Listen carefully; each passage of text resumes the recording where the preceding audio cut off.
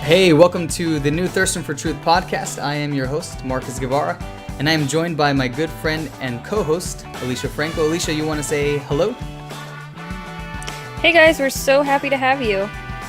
Yeah, so, man, this show has been so long in the making, and I'm just glad it's finally here. I mean, geez, we've been talking about this for probably like a year now, I'd guess, right? Oh, longer than that. Yeah. Well, I guess it's true what they say that time really flies when you're procrastinating. So I'm just going to go ahead and jump right into it, give a little background to the audience about Thirsting for Truth in this new podcast. So Thirsting for Truth is a ministry that started about 10 years ago when I fell in love with a girl. I happened to be a knucklehead who made a lot of mistakes growing up. I lived a pretty promiscuous lifestyle, unfortunately, and I did some terrible things. And this wonderful and beautiful lady, whose name is Diane, challenged me to be a better person and set some super high standards on our relationship, including saving our next kiss for marriage. And there's a lot more to the story, but the highlight is that she inspired me to grow my faith and start a relationship with God, and I left my knucklehead ways in the dust. And nearly 4 years later, we shared our first kiss at the altar in front of all our family and friends, and I think that was the birth of the ministry. Now, I've always felt a calling to share our story and witness to the power of mercy and share insights I gained about love, sex, and marriage, and largely according to St. John Paul's theology of the body. Do you have a baby at your place? Yes. Oh, okay. It's like, that's okay. I just was thinking like, It's I not have my a baby, but there's a baby no, I here. get it. I assumed that. I wasn't sure if you could hear that. No, it's fine. So I was thinking, because I have a baby, and I'm thinking like, man, is that Gabriel shouting? Like, and that he's supposed to be asleep. His room is really far from here, so I'm thinking, man, he must be really screaming. Yeah, That's so funny. I just didn't expect that. So, anyways, that was, I mean. We'll definitely have to explain that one to the audience later. Yeah. Actually, I'm curious to know why you have a baby hanging out at your house. Anyway, Alicia has some roommates. We'll put it there. We'll just leave it there for now. Alicia has some roommates, and obviously one of them has a baby or picked up a baby on their way home from work. But I mean, it's a nice little segue into essentially what is Thirst for Truth, which is that I've always felt a calling to share our story and witness to the power of mercy and share the insights that I've gained about crying babies, as well as love and marriage. And again, this is all largely according to the St. John Paul's theology of the body, which I'm sure we're going to talk about at some point in the future more at length. So I'm also a computer scientist. I really appreciate logic and reason. And here at Thirsting for Truth, we have a three-legged stool that stands on faith, reason, and the theology of the body. So if you want to learn more about Thirsting for Truth and what we do, you can visit thirstingfortruth.com. We've also set up an email account so that if you have questions you want us to answer on the show, feel free to send them to us at questions@thirstingfortruth.com, or you can post them to our Facebook page. So about 4 years ago, I made a video about my story and put it on YouTube, and it really found great success. It found its way around the world within a matter of days, and coincidentally, not long after I put the video up, I ran into this young lady here, Alicia, who we were at a young Catholic young adults gathering, and what a crazy coincidence that it happened that way. Alicia recognized me and came up to chat with Diane and I, and thus a friendship was born. So since I've met you, Alicia, I just thought you were a fantastic person, and you obviously have a passion for ministry and evangelization, which is why I think we get along so well. So why don't you just introduce yourself and share some of your awesomeness? Sure. Yeah, it's funny my side of the story is really, yes, I saw this video and really was inspired, but I wouldn't say that I had a fire for ministry until this was really one of the kickoffs for that. I mean, I had studied public speaking just a little bit, decided that I wanted to speak about some topics that were essentially off limits. I wanted to talk about faith topics. I wanted to talk about everything that Thirsting for Truth was about. And cue Marcus Guevara. I found this video online by chance, and then a couple days later, didn't even know I lived in the same city as Marcus and Diane, saw this video and ran into them a couple days later, and I thought they were famous. This video is really so good. And so, of course, I had to go up and talk to them and tell them a little bit about myself, how I got involved with public speaking, wanted to do something with that, and Marcus was already quite successful doing that, a little bit with Diane as well, just telling their story. So I was obviously inspired by that, and everyone that I've talked to that has seen this video has said the same thing. It's hard not to be inspired by this, so that has actually been a major kickoff for me. I've been inspired to get involved in ministry ever since. Yeah, and if you are interested in seeing the video, there's a couple of ways that you can find it. One, you can go to thirstingfortruth.com, and it's right at the top right. It's embedded in the site on the front page. If you go to YouTube, you can also search my name, Marcus Guevara, which is really easy to spell. I'm sure you won't have any issues. So probably the easiest way is to go to thirstingfortruth.com. But if you figure out how to spell my name and you search YouTube, the video is actually called Worth the Wait. It's in a... we filmed it in a garage. It's really low budget, even though it actually looks pretty cool. And I did all the editing myself, but it's really funny because recently I have 4 kids now, so to include people in that also, I married that wonderful lady, Diane, and she has so far given me 4 amazing children. They are my life. My family is really everything to me after, my faith, and obviously those two things go together. So, but anyway, my kids have been recently, they're 5 and 6 years old. The 2 oldest ones, they've been asking me about this video, and they kept saying, like, why were you in the black? And I mean, I didn't know what they were talking about because they didn't give me context. Kids usually don't do that stuff. They just asked me, like, why were you in the black that day when you were doing Thirsting for Truth? And I was like, I don't know what you're talking about. And then I don't know why it just like flashed in my mind. It's like, 'cause it is kind of a dark video, right? It looks edgy and stuff. And I was like, oh, the Thirsting for Truth video. Like, yeah. So anyway, that's the video, just so you know you've found it. It's the one where I'm in the black. Yeah, I know that doesn't. Well, I think you can also search "Thirsting for Truth" on YouTube, and that's the first video that comes up. That's probably true. Yeah, you're right. So anyway, if you just joined, this is the new Thirsting for Truth live podcast, and I am your host, Marcus Guevara, and my co-host here is Alicia Franco. Let's go ahead and we'll move into our first segment, which we call the thirst segment. And I'm super cheesy. I'm a dad. I love dad jokes. And even though this is not a joke, like, I don't know, these segment names are going to sound goofy, but it's the best I could come up with. And I also really like them. So does Alicia, apparently. So anyway, the format of the show, we'll have 2 segments. The first will be the thirst segment, which is where we'll talk about news and controversies, current things that the kids are talking about on the streets of Facebook. And so Alicia and I will discuss those.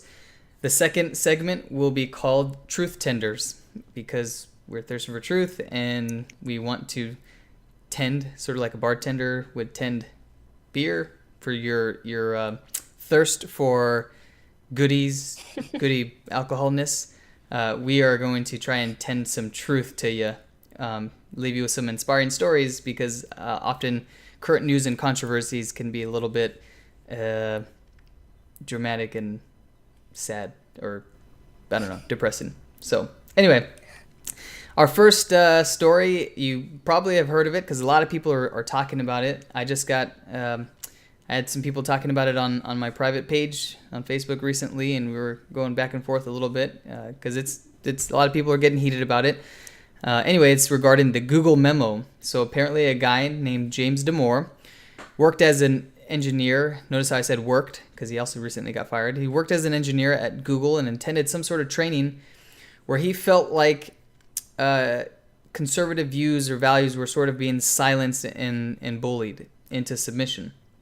And I actually have experienced something like this where I work as well, where the training is it's not necessarily bullying, but it just seems like there's such a fear surrounding a lot of modern day sensitivities, transgenderism and same-sex marriage and differences in race, all of these things that people are just so scared to talk about. And so I've been to a training before too, where it's not that I feel like I'm being bullied into submission, but that there is sort of a spread of this fear that we shouldn't talk about that stuff. We shouldn't say anything that's any kind of offensive, because people will complain and repercussions will follow.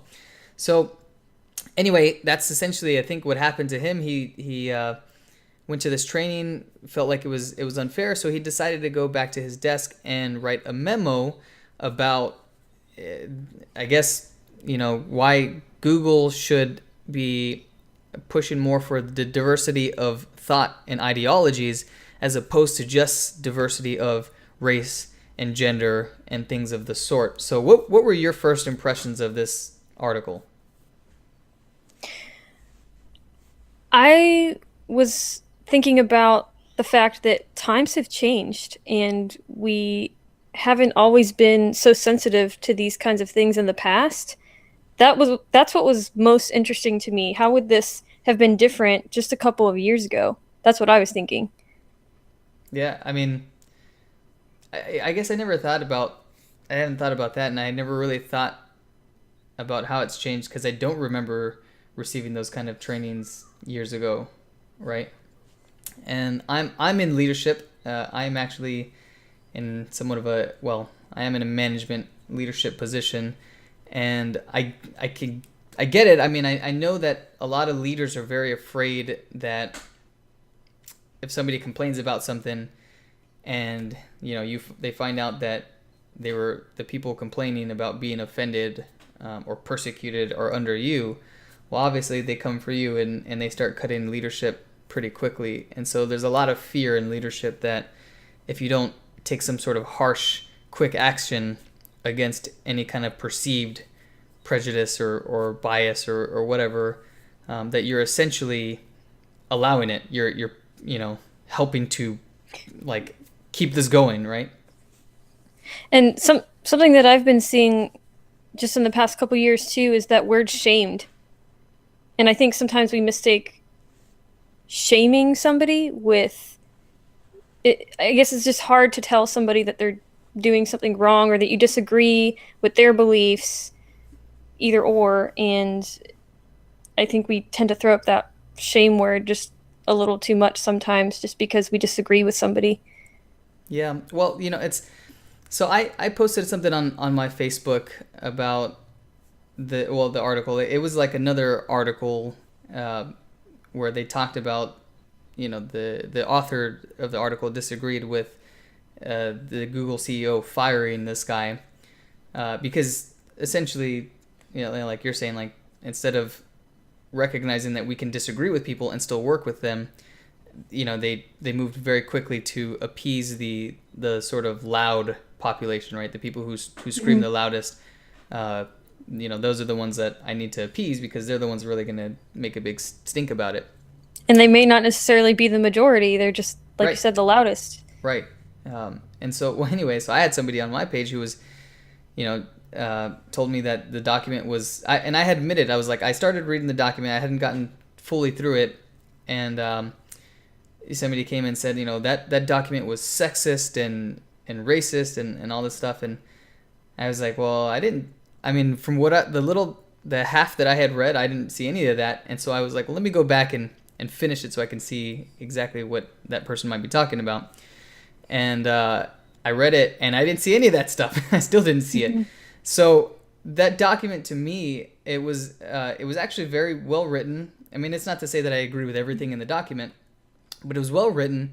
And what I appreciated about it was that he did what I think people really should do in any position of not just leadership, but when you're trying to help diversify a company, you're not just looking, to me, to say like, okay, I have 800 white people, 200 Hispanic people, and 6 black people. I really need to get more black people into my company.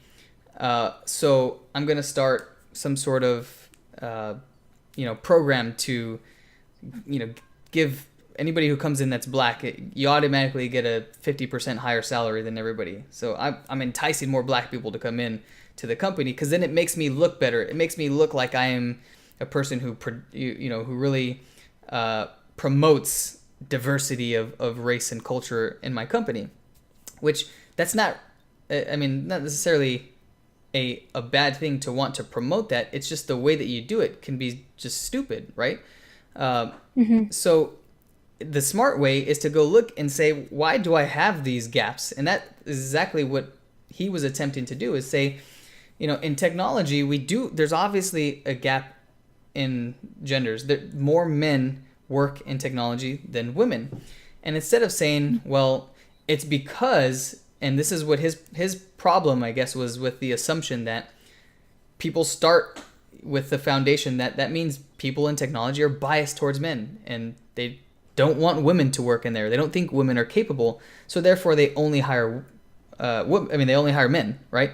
That's essentially what he's saying. Is that seems to be what the culture is saying when they're essentially shaming people for being like, well, you have 80% men who work for you in your technology department.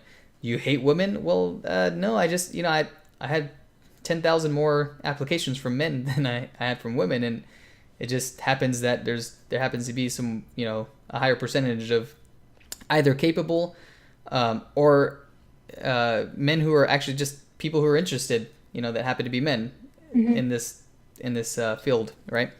And so what he did, which I thought again was kind of a smart way to go about it, was just to say, well, why do we have these gender gaps?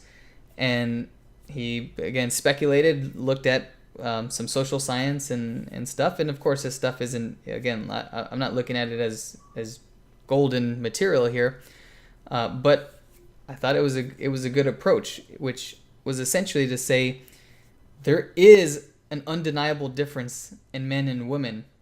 And he almost went into like a sort of theology of the body approach, right? Men and women, hello baby again. Men and women are created differently. Biologically, they are different. And he even went to so far as to say that doesn't necessarily mean that, this is going to be true for every single person, but on the whole, as you grow your as the population, that you're looking at is larger, then this tends to be a little bit more true, right? That men are rough and tough. Women, tend to be a little more emotional and approachable because they are a little bit more apt to be personable. Like, does that sound like a fair assessment to you? Yes, and I like what you said, that he was actually getting into theology of the body without even realizing it, because that is the premise of the theology of the body, is that we are different because we were created that way, and there are good things in men and women. We're just different. And the author even made a point to say, just because there's a difference doesn't mean it's a bias. There are just gaps here, and he was just identifying that. Well, so yeah, that's kind of, I guess, the question, right, that everybody's struggling with. Is it sexist to say that boys are inclined to certain things, or men are inclined to certain things, and that girls are inclined to other things, right? Is that in itself a sexist statement, or is there potentially a truth to that is kind of silly to deny? Right. Yeah. I think it's a point that he brought up and needs to be talked about. Right, and people just seem to be kind of afraid to even go there. So in the interest of time, we'll try to cap this off and move on to the next thing, because there's some other cool things that I want to talk about before the end of the show. But here's where I think he was getting to in a just totally secular manner, but this is where the theology of the body really helps our understanding and pushes us towards to I think what is being hidden in our culture, which is the complementary. This is a hard word, and it's a harder word when a baby's screaming at you and telling you to hurry up. So the complementarity of the sexes, right? So the complementarity, this difference between men and women that allows us to complement each other where I struggle, my wife is usually very good. Where she struggles, I'm usually very good. This is why opposites attract, right? And it's a beautiful thing, and it's a necessary thing, because again, you don't like. I need somebody who can challenge me. I need somebody who's not me, who's good at the things that I'm not good at, to help me to get to heaven, right? And that's the beauty that I think we should be celebrating instead of shaming. And that's not to say that women can't work in technology. I think what that does tell us is that we shouldn't be afraid to recognize, why that might be, why more men are in technology than women, and then to ask the question, okay, why is that? But then, is there some kind of deeper meaning there, right? There are things that women are more interested in naturally that men are not more as interested in, right? So let's just say like art, or pick anything that Pinterest. How many women do you think there are on Pinterest versus the amount of men? Does that mean that there are no men on Pinterest? No, there are. I look at Pinterest when my wife is looking at it, and I'm like, oh, that's cool, and I'll look through things, but I can't spend a whole day there like she can, right? Women just are generally more interested in something like that. We love it. I know. You absolutely do. But is that a bad thing? Does Pinterest now need to be sued to, be more appealing to men and say, hey, you should have half the amount of men that you have of women, right? It's not about a numbers game. It's really about, again, the understanding and embracing the difference in the sexes and then celebrating that, I'll never be a mother. I'll never be able to give birth to a child.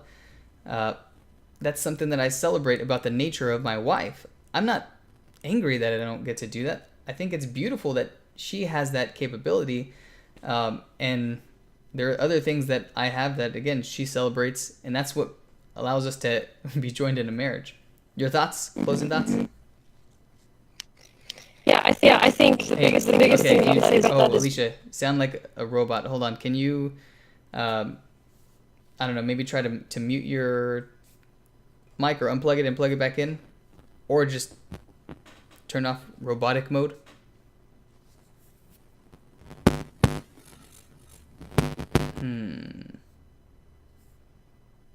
While we wait on Alicia, I will fill the air with random words that show that I'm just basically waiting on her, and I don't want to move to the next segment without her. I want to make sure your audio is good to go first. Nope.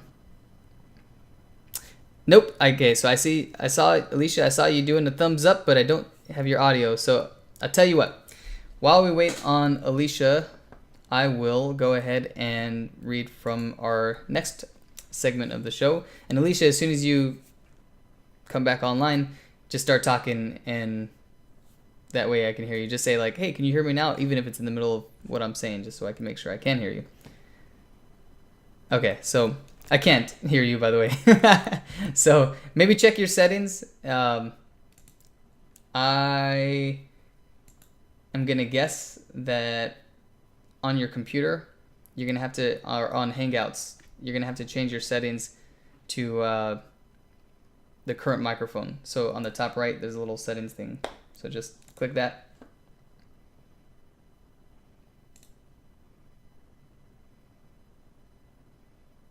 I'm still here, by the way. If you just joined us. How about now? Oh, there she is. She's back. I'm back. Sweet. Okay. I don't know what happened, but I'm back. Well, you know what? You went robot on me, and now you're back, and all is well. So this is what happens in live radio. This is kind of the fun and the weirdness of it. So anyway. You got babies. Yeah, and the babies. You got screaming babies. Yeah, anyway. All right, so did you have anything to add? I just think that we really need to focus on the fact we keep forgetting that our differences are complements of each other. And I think that's beautiful. I think it's really awesome. So we need to not forget that when we have a different say. Maybe why is there something that he can do that I can't do? Or as guys, why is there something that she can do that I can't do? Yep, absolutely. And if I might add that we should be able to talk about these things too. I mean, it shouldn't be so taboo that we can't even mention it without being, you know, called a sexist, racist, bigot, unless your intention is to spread hate or to just essentially, you know, put somebody down because of the color of their skin or, you know, the gender that they happen to be. If that's not your intention, and you're just, you know, honestly curious about something or critiquing something that doesn't seem to be logical, like we should be able to have disagreements and debate and open conversation about these things. I think that that's kind of you know, an issue right now in our society is just people don't know how to, you know, be offended and be okay with that, right? Mm-hmm. There are going to be times in your life where people just don't like you, or people say things that make you mad, and you can't get them fired or sue them for $1,000, $10,000, or $1 million just because you didn't like what they said. Sometimes you just got to live with it, and if you really want to go, you know, the extra mile to do something good, learn how to talk to them and evangelize them a little bit. You know, debate, fight about it, or whatever you need to do. But that's, I guess, my add in there is learn to talk to people and don't let other people solve your issues for you, right? So anyway, the next story that we're going to talk about is really kind of horrifying, and I get why it's a thing, and I guess I'll just clue the audience in really quick. This didn't happen recently, but apparently some years ago, and it just started coming out fairly recently because of the, I guess, kind of the nature of the thing, was kept quiet for a while. But there have been women who, when their husbands die, choose or elect to keep the sperm of their recently dead husbands. So essentially, the way that it works is that as soon as they die, they're able to keep them on life support so that they can extract this husband's sperm and then you know, store that away to use it for a future conception of a baby. On the surface, you know, again, it's kind of horrifying to me, but I always try to look for the good first. I don't want to just automatically demonize somebody. I get that people are going through this really difficult situation. If my wife were to suddenly die in a car accident or something, I'm sure that I wouldn't be thinking straight as soon as I found out. And, you know, if a doctor approached me and told me, hey, there's a way that, you know, we could do something so you could have like a biological child with your wife at some point in the future, I just need to know, like, right now. I get it. Like, I don't know what I would do in this situation. I mean, I obviously know that I wouldn't do anything like that. But I've done a lot of really dumb things in my life, and not even all just in like the heat of the moment kind of decision. So I get that there's a lot more to this. And again, I also trying to look at the good first. I get that, you know, you, especially if you haven't had a baby, you had plans on having a baby with this person. The idea of having a baby, a biological baby with a husband that you'll never get to see again, there is some good there. Would you agree? Mm-hmm. Yeah, I can understand where you're going with that. Yeah, if somebody's in a situation where, I mean, if you have to make a quick decision like that, I've also heard, not to point any fingers, but medical professionals, I don't know if you've thought about this from reading the article. I didn't see it in the article, but there is money to be had here as well. So that's not necessarily a benefit, but I can see how there's pressure happening there, and you may be making a rash decision. Absolutely. So, I mean, okay, so setting aside the good, because there is some good there that we can't deny. Like, babies have been born from this procedure. They share some genetics with a father that, you know, they may never know, but the man that essentially, you know, was a husband to their mom.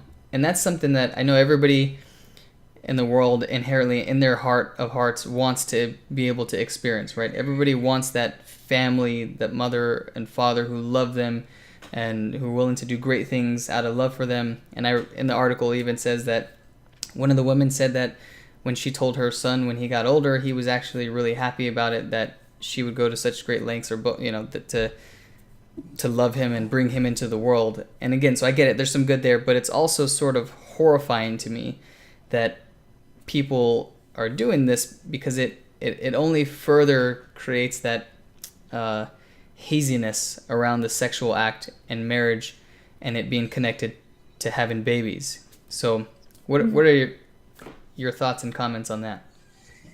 Well, I think that one of the biggest conceptions with artificial insemination as well is that people just don't understand the process. They know the result and they say, well, the result is that a baby can come from this. So we're not harming anybody, of course, not knowing the process. So what's the problem with it? And what a lot of people don't know is that depending on the procedures that are used, of course, neither Marcus nor I, we're not medical professionals. Marcus, like he said, is in computer science, and I'm in construction. So neither of us are medical professionals, but from what I've studied from the procedures, there are procedures that can harm the embryos that are formed from the process. So that's one of the greatest downfalls, but just one of the many downfalls from this. But what Marcus was focusing on is the fact that you're separating the act of love from the act of procreation. Yeah, and I think again, and I understand, like, especially if you're coming from the outside and hearing this sort of thing, I get that that's not going to just make automatic sense to you, and again, like, this might just sound like it's one of those Catholic things where you're just trying to, have a corner market on sex and say, here's what you can do and here's what you cannot do. But here's really where I think the issue comes down to.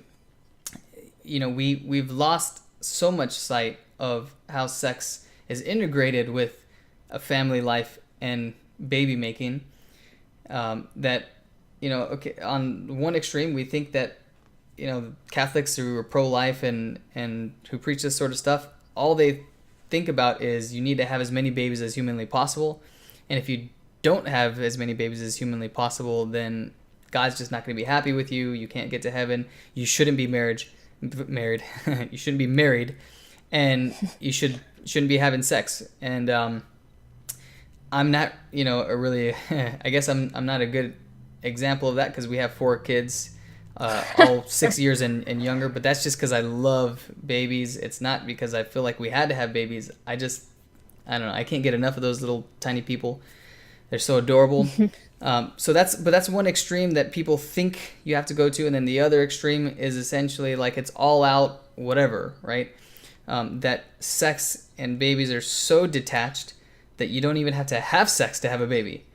A woman can just go to some kind of medical center and elect to get pregnant. I would like to choose sperm based on these markers. I would like a guy who was a lawyer. I'd like a guy, whatever, right? Who has his college degree, who's into sports, who has this race or whatever, and basically just be injected and not have to be in any kind of relationship. And then it becomes that babies are essentially just like possession. They're like, I'm gonna go choose a car.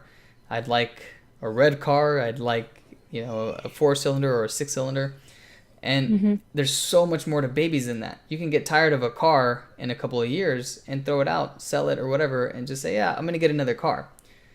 You can't do that with babies. That's the first thing, is that they are a lifetime commitment. So there's that, and obviously I think every baby should be raised in, every baby deserves to be raised in a household with a loving mother and a loving father, and so there's the lifetime commitment aspect of it, but there's also the aspect of babies being brought into the world through a loving act, a very unselfish act, and people don't see sex as that. They see it as a pleasurable act, which it is. Obviously, that's why so many people are interested in it. But it's also a very unselfish, loving act. It's an act where two people, they give each other a physical commitment, right? So when you get married, you pledge to live your life with that person. And I know that marriages sometimes end in divorce, and people don't end up doing that.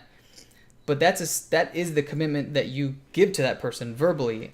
I am going to spend the rest of my life with you, in good times, in bad times, in sickness and health. No, so essentially what you're saying is no matter what happens, no matter what, no matter how bad it gets. Yeah, no matter how bad it gets. Okay, well, what if I'm like super, super sick and I can't even get out of bed and you have to wait on me hand and foot for months or years? Yeah, in sickness and in health. Like, no matter what. Okay, what if I do something that makes you mad and you're really mad at me, and or I don't know, like what if I gain weight because I have a thyroid disease or something like that? No matter what. That's what I'm telling you right here, right now. I will never, ever, ever leave you. And then what happens is when people have sex, they basically, give a physical version of that. I will never leave you. I'm giving you myself totally. So much that if a baby comes through this union, yeah, like that baby is going to be, that's my lifetime commitment to you, is to raise the family, to be there, to never leave, right? Like, this is what a family is all about. And I think people have these great desires to experience that, but the way that they want to experience it is not always an appropriate way, right? Just like if you're hungry and you have those desires to eat and to cure your hunger, that's a good thing, but the way that you cure your hunger is not always a good, approach, right? Eating McDonald's I like McDonald's, so I'm not trying to badmouth McDonald's here. I will eat the 2 for $2 menu. I will get 2 chickens and get the kids some chicken nuggets and a couple of fries and, all of that kind of stuff. But if you eat McDonald's for breakfast, lunch, and dinner every single day because you're hungry, you're probably not going to end up very healthy. Any comments? I'm gonna throw the floor to you. I know I can talk and talk. Yeah, my first comment is you need to come back to Texas because down here we eat Whataburger. That's right. Yeah, we don't have Whataburger over here. And but I heard that in San Antonio you're getting a Shake Shack, which is it's one of my favorite places here because they have root beer on tap, and I love root beer on tap. Yeah, so imagine if you were drinking root beer all day, every day, no water. You're eventually gonna load up on all this sugar, right? Food is a great example because it has 2 purposes. It nourishes you, but it's also pleasurable. It's enjoyable. I like eating. Most people do enjoy eating, and they're connected. You can't disconnect those 2, and if you do, you're getting into the realm of disorders. And that's easy for us to see. We look at that. You can look at somebody who has, for example, an eating disorder and say, I want to help you. And most people are in agreement that that is the loving response. However, in today's society, looking at separating the loving act of a sexual encounter with the procreative act, it's like, who are you to judge me? That I can do what I want. It's my body. And what if I wanted to have, like you said, what if I wanted to have a child with this person and they're sick and they're passing away? I never got that chance, and this is my chance. And again, maybe they're being pressured to do it by an outside source, but they're looking at the end and not the process. But wouldn't you say that we are really able to see the results? I mean, if you look at it, you look at the results of a fast food society, we have tons of restaurants and fast food all over the place. In San Antonio and Texas, this is especially true. This is something that when I came up to the DC area, I was really kind of baffled by. We couldn't find a place to eat. We were driving along the highway. All we see is like trees and stuff. And there's just like, we like had to look up a place and go and drive to, find like a patch of like restaurants and stuff like that just to eat. In San Antonio, you drive on the highway and it's like you're window shopping for fast food, like you can see. Yeah, there's another one. There's another one. You can see the board for like the fast food restaurant, and you're like, oh, look, in 2 exits, we can go eat that. You want to eat that? That gives you like, the next 10 seconds to decide what you want to eat, and then you can just exit and boom, you're there. And so in that sort of society, you can see though, like, it's obvious, right? People generally are a little more unhealthy, more overweight. The effects are very visible. You can see that. In a society that has lost its sort of, understanding of the proper role of sex in relationships, you can see it, I think, if you look and you're willing to be honest about it, right? We have higher divorce rates. It seems that we have a lot more people who are unhappy in relationships, and the commitment just doesn't seem to be, even though people are still saying the same commitment, it doesn't seem that we're that serious about it, right? That relationships are Right. just a whole lot more unstable, you know? I might love And you if in somebody tells you something enough times, you're gonna believe it. That's what I think. true, but I'm just saying I think we feel the effects of this in our society is that I just think we're generally unhappy in our relationships. There's so many people who just don't have that love that satisfies, that love that, man, like after, and I don't say this just because I'm trying to like make crap up to make myself sound right or whatever. I'm being totally honest that after 7 years of marriage, like marriages gets better. I love our marriage and our family. It's so fun. I mean, I am still getting to know things about my wife. She is my best friend. She's the person that I want to spend all my time with. In fact, I don't really like to do anything else. I don't like to go out, and I like to be home with my family. And this is why one of the reasons why we have 4 kids, because I like kids, like we had one kid. I liked that one kid a lot. I'm like, well, why not have another one? And it kind of happened a couple more times until she was like, okay, I need a little bit of a break. But I love my life, and I honestly, like, sometimes I just reflect on that, and I just feel so grateful about it. And then I wonder how many people truly feel like that in their marriages, in their relationships. And I wonder if a lot of times TV shows and movies that we watch reflect the way a lot of our society is feeling, because in general, most of the TV shows I see, people start off really happy and then like just end up really not fulfilled in their relationships. I mean, can you point to, I can't really think of anything off the top of my head, any movie or show that I've seen recently where some people share a special relationship or marriage where they're so fulfilled and it's wonderful, right? There's just not, can Yeah. you think of anything?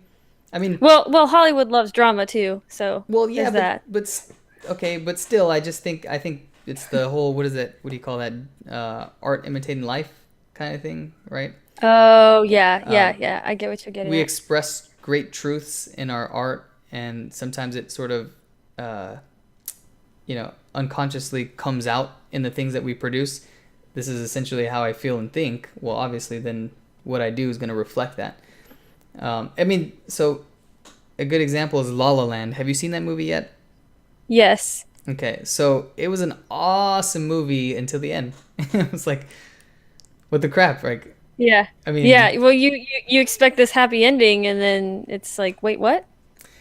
exactly. And but it's funny. Like that movie is essentially, I think what I'm saying is like, it's the very real embodiment of this idea that we have this great hope in relationships. That's why people still try to get married, even though divorce rates are high and a lot of marriages and relationships fail. People still desire it because we know that there's something there, right? We know that there's this great truth to be had and this desire that we have burning in our hearts, and we just can't help but to hope, but to be kind of stupid in La La Land for this other person. And then like somehow it just goes over a cliff and just falls to its death, and that's the feeling that we're left with. Like when we finished watching La La Land, we were like, we kind of regretted watching the movie because it leaves you with this feeling of like, man, life sucks. Yeah. And so anyway, so back to the story, I guess. I guess I feel my issue with this story is it's not to me about a sort of new technology that we get to celebrate and enjoy, but rather that people who are deeply wounded, these women who are deeply wounded by losing a husband, are trying to cure themselves, by extracting the sperm of their husband and then trying to fill the void that they leave with a child, which isn't fair to the child really, because it's a form of using, right? I'm hoping that this child is going to help me get rid of the pain, and instead of embracing the pain and that sacrifice of till death do us part, and that they're trying to hold on to something to ease the pain of that unhappiness. And I think that's where we get into trouble, right? Is Mm-hmm. this idea of using others for the sake of getting rid of our pain, the pain of loneliness, that pain of frustrating desire that we don't know how to act upon and cure, that hunger or thirst, maybe. Mm-hmm. And I guess that's my issue with it. So I'll give you your closing thoughts on it before we move on to a couple other things. Well, I have a question. I was thinking this as you were speaking. Obviously, there are children that have come into the world this way. What would you say to someone, Marcus, who said, that's how I was born? My mother, or in this case, my father, was going to pass on. I've never met him. He, passed before I was here, but that's how I was brought into the world, and I've Yeah, led a pretty happy good point. life. What would you say to that person? So good point, and I'm glad you brought that up because I meant to, because obviously this is something that would be no fault of the child, and obviously as I mentioned at the beginning of the show, one of the things that I believe is part of my mission in Thirst for Truth is to show the power of God's mercy, because again, I made a lot of mistakes, and those are things that I still sort of live with, because they're things that I always will carry with me. I pray about it. I think about people from my past, and I pray for them. But God has given me a ton of healing, and again, I love my life. It's not like I don't feel sad or depressed about my past, which means that God can fix anything, right? Any broken thing can be made beautiful again, and maybe even more beautiful than it was previously, when you allow God to do that. And so to any person who was conceived in any sort of way that was illegitimate, because there are people in my own family who would meet this criteria. But to anybody who's conceived in a way that was not the ideal form, God still works wonders through our mistakes. And I think one of the beautiful things that God does is giving us children to teach us great lessons. And so not only is it not your fault, but you have the opportunity to do some really wonderful things. I grew up with my father constantly telling me, don't be like me. You will not be like me. Break the chains. And we've had, in our own families, and I'm sure you probably can attest to this, just like most of the people that I know can attest to, there's so much in our families, these, chains of slavery, especially when it comes to areas of sexuality, where we've all made some really terrible mistakes. And a lot of times we hand those mistakes on to our kids. We got it from our parents. Guess what? They probably got it from their parents, your grandparents as well. And then we end up just handing it on to our kids and not solving that issue. And so that's what I would say as an encouragement to those people is do something about that, right? I mean, for one, there is, I'm a person who believes in saying what's true, even if it hurts a little bit, right? And I will never tell somebody, knowing that I'm going to hurt their feelings, I will never tell them a lie. I don't ever want to be just a jerk and try to hurt people's feelings. But I rather give people the truth, even knowing that it might hurt a little bit. And the truth would be that something is wrong in that situation, right? Just because a baby came about doesn't mean that it's right. However, it's through our wounds and our mistakes that God does his best work when we allow him. It's through our littleness that he becomes very big. And I know that sounds kind of just like a motivational poster, but I firmly believe that. I firmly believe that part of the reason that I've had such great success in my ministry is because I made a lot of really stupid mistakes, and I had a lot of wounds that I carried around with me from my own mistakes, and even wounds from our own families past and all of that. And I gave those things over to God because I wanted to be healed first.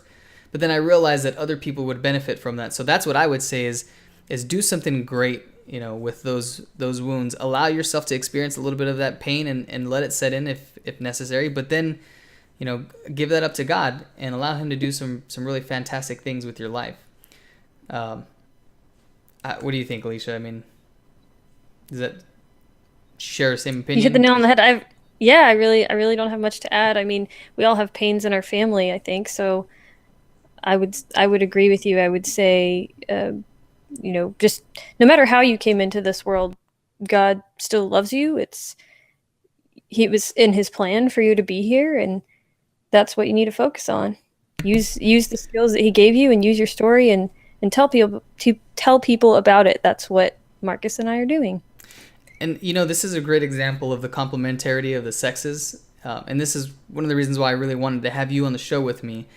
I tend to be a guy and very guyish in the way that I do things, right? The responses that I have, and you'll hear me say so don't be a little girl about it. Get up and start doing something about it. Work harder, be better. If your parents made mistakes, then just be better than them.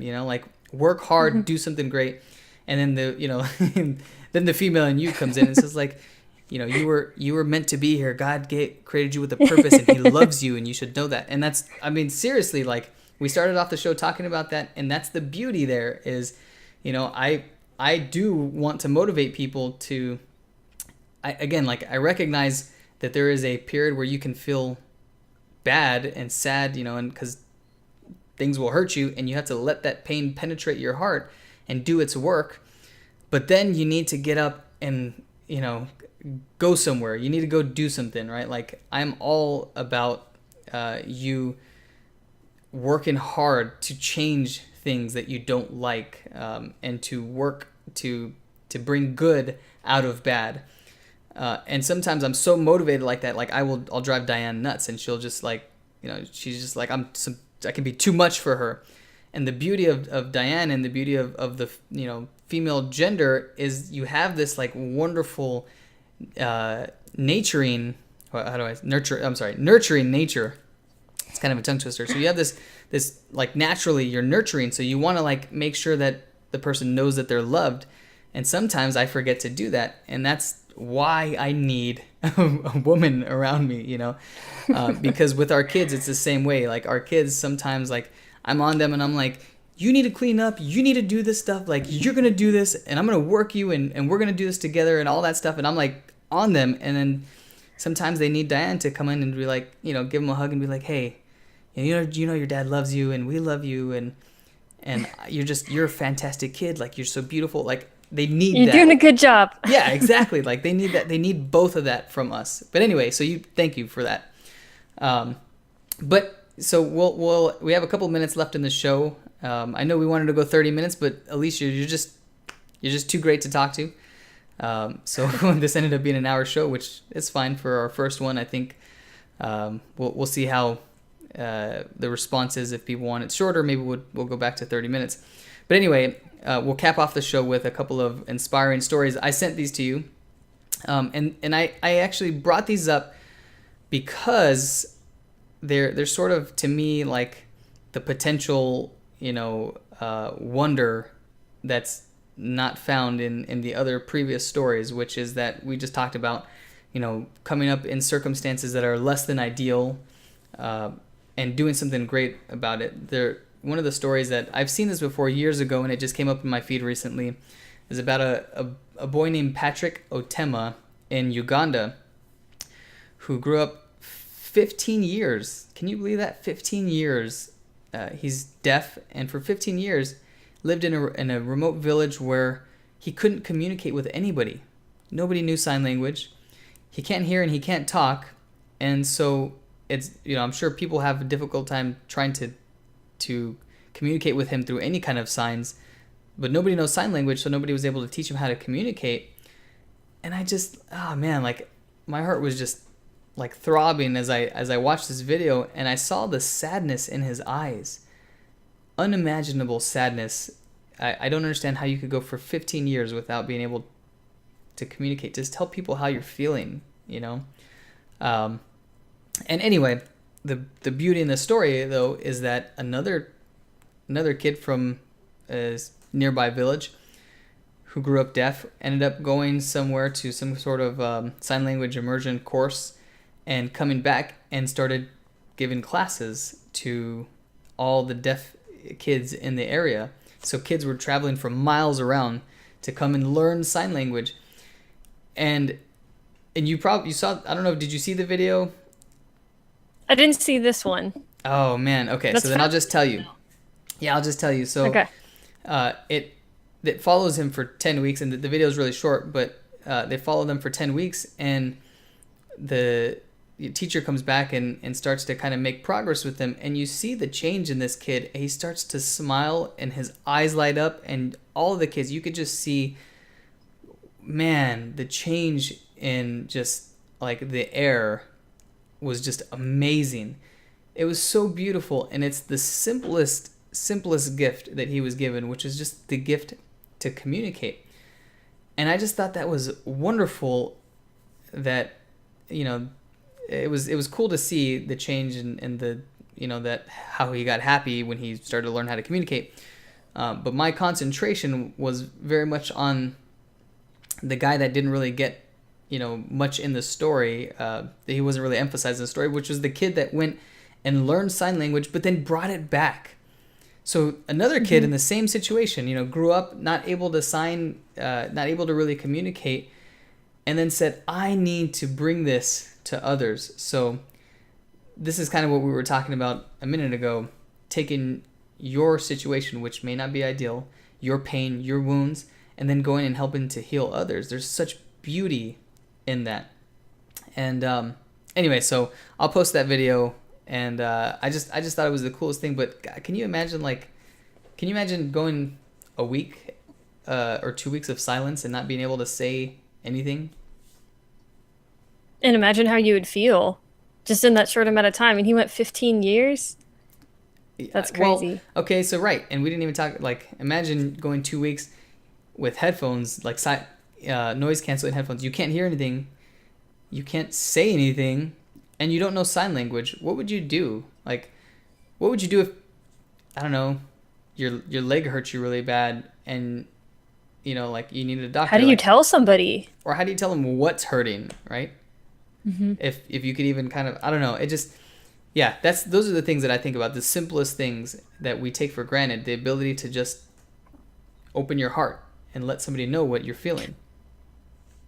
But you're right. Focus on that other little boy too, who went to study. Or was it a little boy, or was it like a teenager, or maybe a young adult? He looked like a teenager, maybe young adult age. Yes. Okay, so he goes off to learn sign language, and he said, I'm going to bring this back. I mean, there's so many situations that you could apply that to. I mean, this is thirsting for truth. So the first thought that came to my mind was, well, what about relationships? What if you're going through something really stressful, and right now you may not understand why this is happening to you, but one day you're going to come back, and maybe a friend of yours is going through the same struggle in their relationship, and you say, you know what? I know what to do because I went through this. This is how I got through it, and this is what's going to help you. And don't do this, by the way. That just makes it worse. And so maybe you're going through something really tough right now, and it may not make sense right now, but it might have a purpose later. Absolutely. Exactly. So you are the greatest gift to the world. And that's, again, at the beginning I said Thirst for Truth essentially grew out of a story, our witness, me just trying to share the good news about what God has done in my life. And I think we all have that capability. So here's another story. So I'll post these videos on the website along with the podcast so that people can find this. But I saw another really cool video about gang members who they took pictures of them with their tattoos beforehand, and they're in a program where they're helping them to remove all their tattoos. They've come out of gangs, they're turning their lives around, and so they photoshopped pictures of them with absolutely no tattoos, and they filmed their reaction to seeing it for the first time. And oh man, that was another like beautiful and very emotional video. I loved it. And so I'll just throw that out there for people to see. Just watch it for yourself. It's such a wonderful thing. But again, like, this is all about doing good for others and recognizing that we can bring beauty out of pain, and we can bring truth out of lies. So I'm going to give the floor to you, Alicia, for anything that you have in closing comments. I think that in summary, everything that we've talked about today is sometimes we don't understand everything. Sometimes things don't make sense, but just remember that your main focus, your main goal here is of others. And sometimes we lose sight of that. We focus on ourselves sometimes and forget what our purpose is here. So keep listening to our podcast, keep listening to people who are good influences in your life, and don't listen to those negative sources that kind of point you in the wrong direction. Absolutely. And this little positive music here is going to echo exactly what you're saying because it's so positive. I love this song. So anyway, you're right. So visit thirstfortruth.com and look for the next podcast next week. Thanks, Alicia.